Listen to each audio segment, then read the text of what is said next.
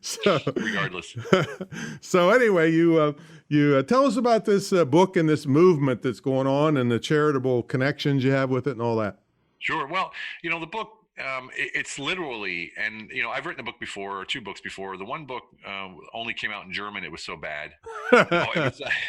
I read that. Yeah, I read that one.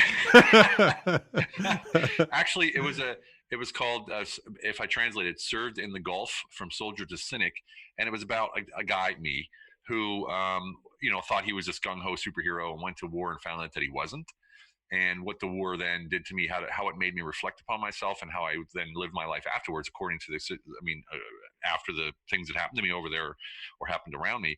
And so that came out the day the war started in 2003. You see, I was in the first Gulf War, Desert Storm. So when it came out, all publishers in America grabbed it, and then they read the manuscript. They're like, well, we're not printing this because because it was all positive back then. Remember, I was living in Germany at the time, which was one of the axis of evil countries that George Bush labeled, so I had no chance. So this book here takes some of those stories and the impact that war and brotherhood of the military and my afterlife there, dealing with PTSD, dealing with depression, suicide attempts, and things like that, and how I came out of that. You Right? disappeared off the face of the earth for a while, didn't you? I did. I went to an Austrian monastery. Didn't tell anybody.